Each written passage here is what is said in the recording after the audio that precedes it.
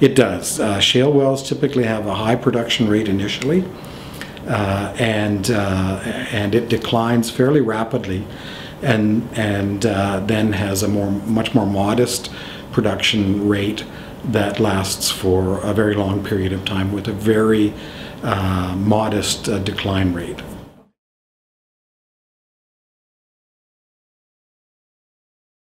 The drilling and what we call completion operations, hydraulic fracturing, can vary a lot depending on where you are and whether or not it's a single well that's being drilled on at a location, or whether multiple wells are being drilled. Multiple wells have the benefit of reducing habitat fragmentation and reducing the number of roads and pipelines that are built. But they do result in a longer period of time with activity at the surface location. Typically, I would suggest that drilling and hydraulic fracturing for a single well might see equipment and operations on the site for anywhere from one to 3 months. If it's a multi-well pad, it could, depending on the number of wells, it could be much longer than that. It could be several months to, in some cases, maybe even a year. But a single well typically would have equipment on the site for a month to 2 or 3 months.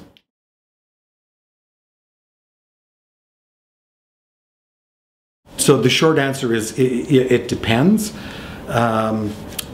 Shale gas wells typically would have a productive life of something like 20 years, perhaps even more. There are shale wells that were drilled in Michigan, in particular, 50 years ago, that are still producing natural gas. But typically, we would expect modern shale gas development wells to last about 20 years or so.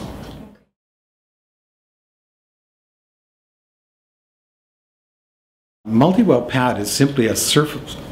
Pad is a term that we use to just describe the surface location that is constructed for drilling operations. And a single well pad simply has one well on it. A multi-well pad can have anywhere up to 16 or 20 or even 24 wells, although 4 to 8 wells is more typical. And that allows an operator, an oil and gas company, to develop a large area of resource from a single location.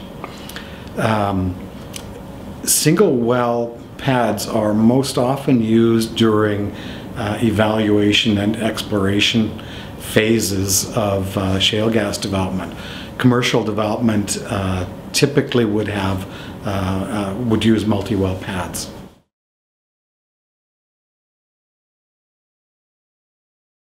That's another one of those "it depends" questions, and it really does depend on the rocks. Often operators will start with perhaps in a horizontal well 8 separate isolated fracturing operations in a horizontal well, and they may increase that as they learn more about the reservoir. They may increase that to the point where there's perhaps 16 or in some cases even more isolated fracturing operations in the horizontal well. In terms of over the life of the well, there's an expectation that there would be no need to come back and fracture the same well a second or third time. Some of the very, very early wells where this technology was being developed, some of those wells, in fact, have had operators go back to them and refracture them using practices that are now used in industry. So you have a case of a producer going back to an area, particularly I guess it's in the southern United States, going back to some of those very, very early wells where the technology was being developed and refracturing them. But in general, there's an expectation that there would only be a single fracturing operation at a well, at a surface location. Some rocks fracture more easily than others do, and it's also a function of how thick is the reservoir, how deep is it, and what is the stress regime in the reservoir as well. Some reservoirs have some natural fracturing in them, and that is a very positive thing from reservoir development perspective, and may in fact allow an operator to produce from the shale with fewer fractures. But again, that is learned as a producer understands the reservoir more through evaluation work and pilot operations and exploration wells.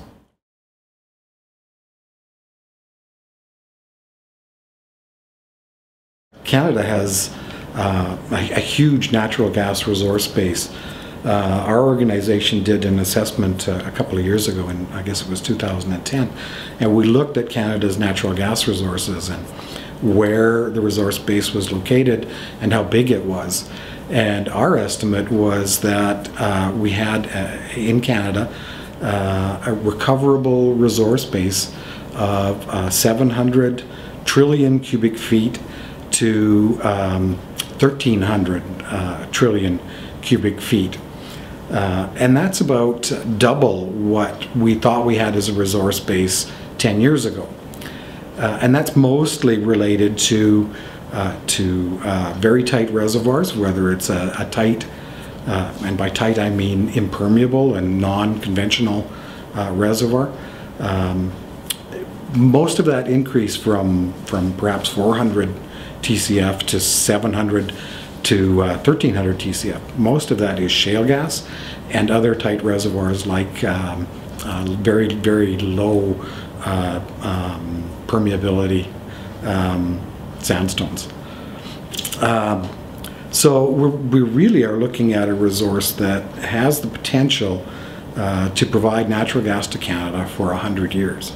Western Canada is probably the largest portion of that resource base, but in fact it's present in many parts of Canada: Atlantic Canada, Nova Scotia, New Brunswick, and in Quebec as well.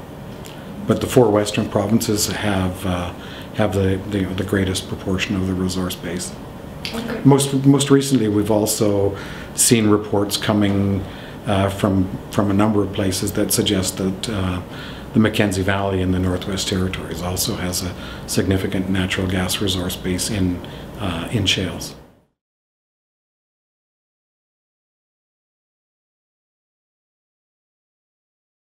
Historically, there's been a very good relationship between most landowners and the oil and gas industry in Western Canada, from Manitoba right through northeastern British Columbia.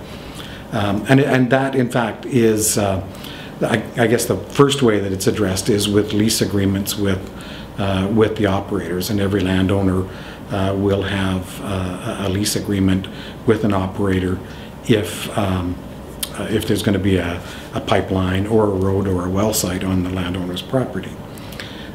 There is also a common practice, very common practice in industry, to do community meetings to help communities understand what development is going to look like, how long it might last, and what all those vehicles are doing in the community. It's in a company's best interest to make sure that landowners and communities understand what their operations are going to look like. That the operator is going to be there for, in many cases, for decades, and they need a good relationship with the community because their employees are going to live there, and the community is in fact going to be a labor pool for them. Many of the people in the community are going to be working in some way with an operator. A second way that landowners can work with operators to come to some sort of resolution on issues where they have a disagreement is the Surface Rights Board in Alberta, and I think there are similar kinds of organizations, or it's really I guess it's a government organization. The Surface Rights Board will hear both sides of a dispute between a landowner and an operator, and then render a judgment. And so that's a very formal process, and I don't think operators really want to go that direction, and in fact landowners don't want to go that direction either in most cases. It's I think in everyone's interest to resolve issues before they get to that point.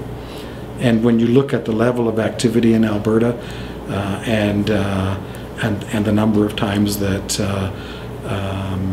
issues are referred to the Surface Rights Board, I think there's a pretty clear history of operators and landowners working together to resolve their differences.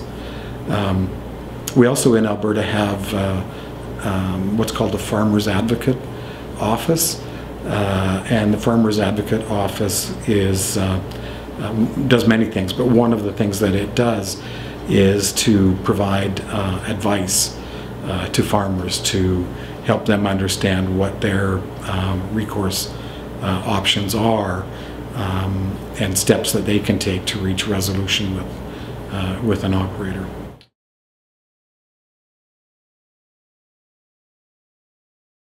One typical shale well in Western Canada replaces, say, 2,200,010, replaces 40 or 50, or 10 to 40 traditional conventional wells that we've been drilling in recent years in Western Canada. Okay. So they're different, and they're much more productive. The average conventional gas well in Western Canada is probably about 0.2 million cubic feet per day, and a typical shale gas well in Western Canada would have an initial production rate of 2 or 3 million, so 10 times or more, and it will decline fairly rapidly to perhaps 1 million cubic feet a day, and that still replaces 5 conventional wells.